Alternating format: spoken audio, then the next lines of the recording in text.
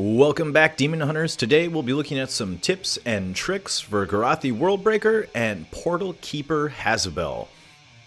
And as we're getting into this video, a couple things to note is that the first thing on this boss is make sure that you have the Netherwalk talent selected. We're going to get to that here later on. As always with any boss, make sure you have your pre-pot on your countdown timer. And also, as you're going to see here as the footage starts to roll, know where your tank is taking their missiles. They get fired at, and it has a kind of AoE effect. Now, as you'll see, I was an idiot to start out here. The rest of the raid is to the left, and I'm really the only one to the right. Decimation runs out to the right, and then I go to the left, and then I realize, oh, some of the tanks are going the other way. So make sure you understand where your tanks are running with their missiles, because you don't want to get hit with that stuff. As always, stand in the green circles as the fight goes on. You want to soak up Annihilation, and just continue to open with that full opening, whichever spec you're playing, Demonic or Chaos Blades, depending on which tier you have. As we go through the fight, the first thing I really want to point out here is that there's a couple chances in this fight to improve our parses by quote-unquote padding the meter a little bit. But I don't consider it really padding because you can bet your rear end everybody else who cleaves and can multi-dot is doing it too. So we go through the first phase like normal, soak annihilations, get decimation out of the group, continue to do your job, DPS, blah, blah, blah, blah. The real tips and tricks here is that when we get to the Apocalypse Drive phase, we're going to line up to get some better cleave. So you see Apocalypse Drive is up. I should have saved Fury of the Eldari, but I'm going to use I-Beam to hit both cannons to increase my DPS there temporarily. Blade Dance, everything else is going off. Get out of the green stuff on the ground. And now everyone else has to run away. On this first one, we don't. As the Eradication spell bar goes off, you'll see me hit Netherwalk. Everybody else had to run away and get away to not take the damage. Netherwalk allows us to not run away. Now, the reason we're going to use it at about halfway through the cast is because it's going to last so many seconds where we're locked out of doing any damage. So we don't want to lock ourselves out and get rid of the purpose of staying up here. See, as soon as we're back in, boom, I'm here, and now you see some of the other melee coming forward. I've increased my uptime by maybe just a second by having Netherwalk there, and I did not have to run away at all. As we get towards our second Apocalypse Drive, we're not going to have Netherwalk up to increase our uptime. So we're going to have to play a little bit of scary game called Use Blur with Vengeful Retreat. And again, we want as much uptime as possible. As usual with the fight, most people go with this left-right thing. You can see us right now. We're going left and right. If you feel like you're not going to make it out of the decimation in time as the whole group moves left and right, feel free to use a Fell Rush. It's going to give you some movement and some DPS while you move. Never be afraid to use Fell Rush left and right across the boss's front side to get it done. Although I will say, if you can normally just walk like I did right there and just continue to spam your moves like Annihilation and things, that's going to be much better. It's a better global cooldown usage for more damage. But if you're not sure, you know, use Fell Rush to move. A second Apocalypse Drive comes up. We take out the second cannon. There's no cleaving to go on here, so I'm not going to worry about casting I-Beam to hit 2 targets. We're just going to take this one out. And now on this one, we're going to pop Blur at about halfway through the spellcast again. Here we go. Blur. Vengeful Retreat back as it finishes, and it drops me low. But I'm right back up in there again, and I did not have to put as much distance between me and the boss as some of the other melee.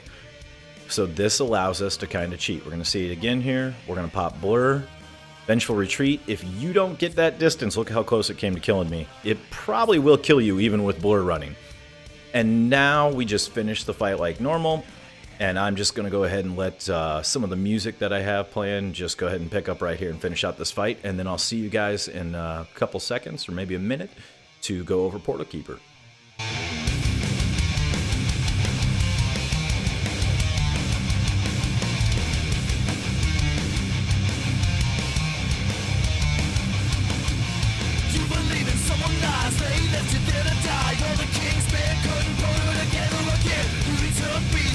Every heart of beast. Now you devour down every man that's on your rounds. Poor little princess, your fairy tale end. It didn't happen. Now you live to break your bed. Poor little princess, you kill every king, destroy everything. Now your victims say I'll sing.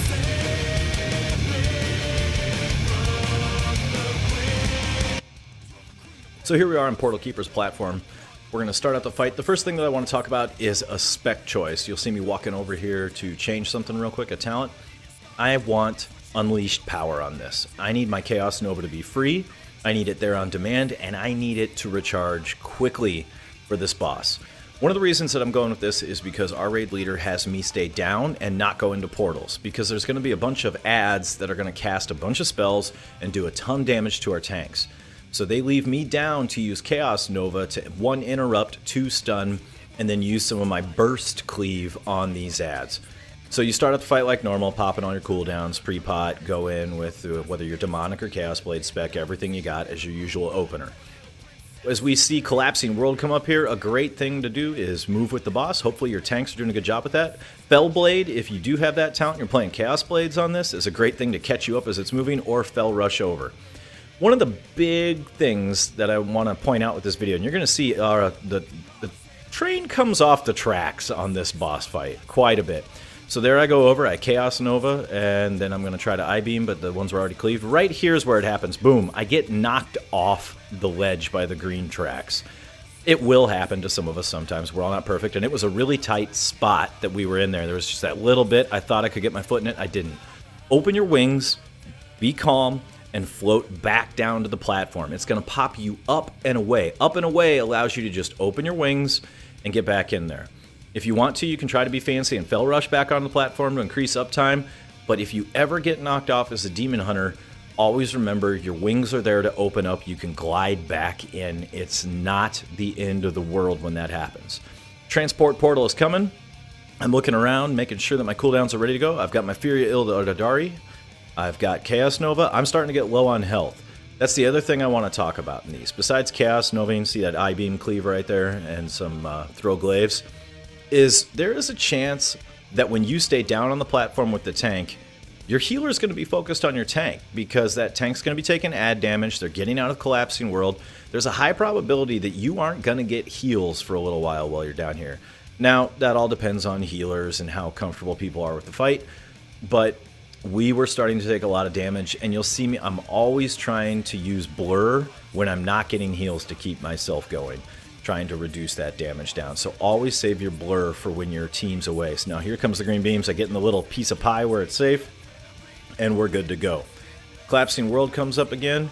So here we go. Fell Rush forward to stay with the boss. Anytime I get separated, I'm trying to get back to it, and Transport Portal's back up again. Notice how Chaos Nova is always ready if we take the talent Unleashed Power, or whatever that one is. That way it's always good to go. I get a stun in, get some interrupts, and then I get some cleave off that way. Always take that talent. Watch the green on the floor again. Everything's good to go, and we just keep DPS and the boss down.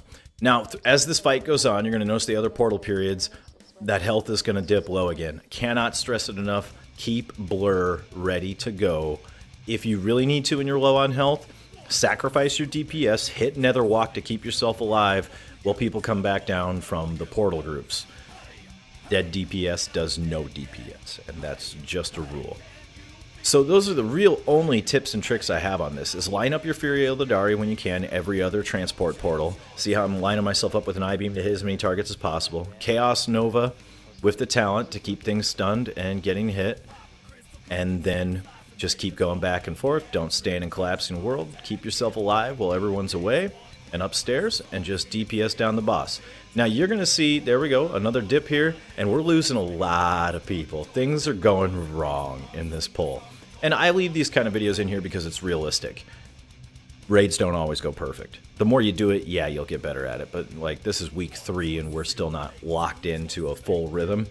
Now we've got ahead of the curve and cleared everything with our guild, Arch Dominus on StormRage. A little plug there for them.